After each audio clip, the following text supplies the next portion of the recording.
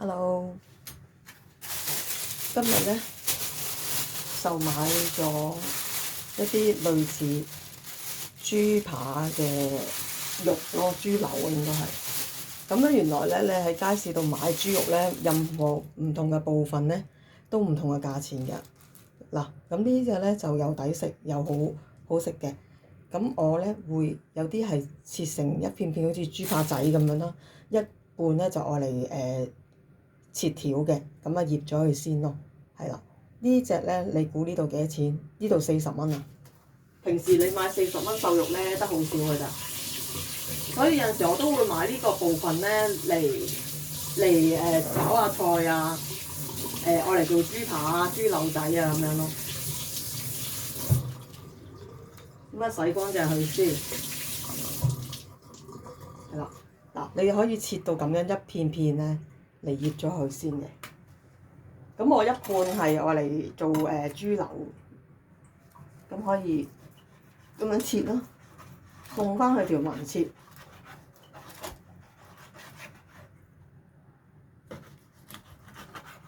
咁樣咯，一片片。厚薄自己隨意啦，你可以叫豬肉佬幫你切埋嘅，但係我就冇啦。頭先嗰個阿姐嚟嘅，咁就冇叫佢咁樣做。呢邊佢整得工整啲，可以切呢邊。切歪咗唔緊要嘅，嗰啲愛嚟一陣做豬柳嗰啲絲。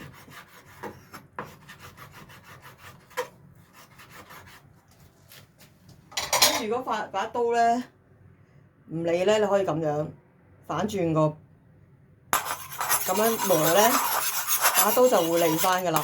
如果冇磨刀石，呢啲咧就係以前古法嘅做法咯。我睇屋企人啊嗱，咁啊利啲嘅喎，真係利咗噶。嗱，而家試下洗翻把刀再切啊！即時嚟咗啦，嗱，即時嚟咗啦。呢個就係前輩留落嚟嘅方法。我好似睇我阿媽定我阿嫲，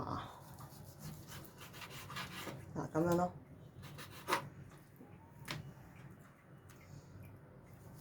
我分一半嘅，可以切晒一片片先，跟住先再切絲都得嘅。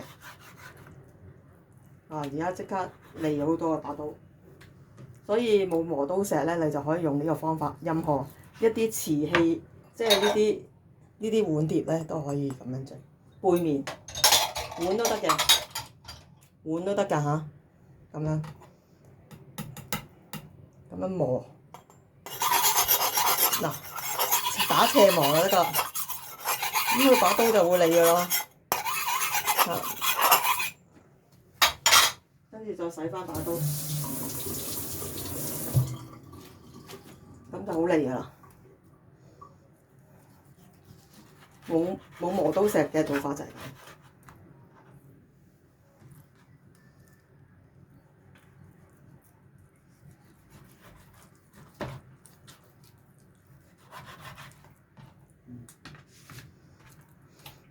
咁呢個部分咧，40蚊都可以好多㗎啦。所以我有陣時都會咁樣咯。有陣時就排骨嗰啲就貴啦，得幾粒㗎咋40蚊。咁變咗我就會知道唔同部分就有唔同嘅價錢咯，唔同嘅份量咯。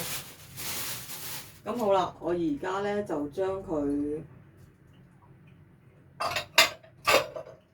抽翻一半我嚟做，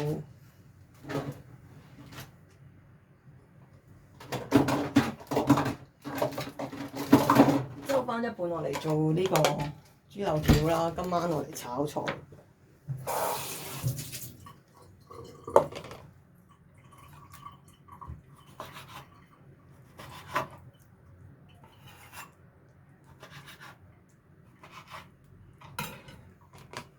咁你呢啲咪可以變咗一條條條咯。煮餸呢啲功多藝熟嘅，你越嚟越會長咗好多知識，你總會嘗試到一啲方法出嚟係啱自己用。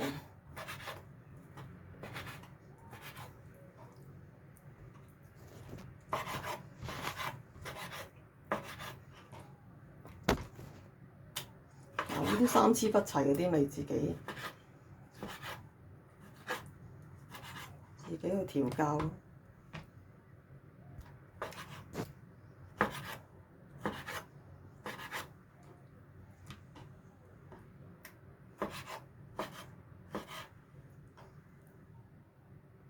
可以加啲一包包嗰啲榨菜絲㗎，我而家係呢度可以加返一啲榨菜絲咧，你我嚟蒸或者我嚟煮麵食都得㗎，加啲呢啲榨菜絲好方便㗎，佢已經切晒絲咧，咁你落一包撈勻佢，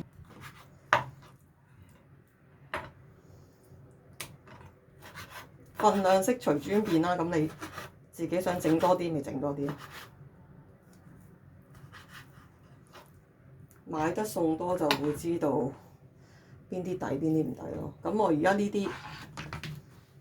幾塊咪愛嚟做豬扒咯，擺喺雪櫃，可以分開兩包咁樣做法咯。咁你呢度呢一餐、2餐、3餐㗎啦，所以有陣時啲嘢咧就可以變通咯，就可以用啲資源去做幾味餸咁樣，分幾次食咁樣咯。你呢啲咧醃咗佢咧，用保鮮袋入咗去，跟住擺喺冰格就得㗎啦。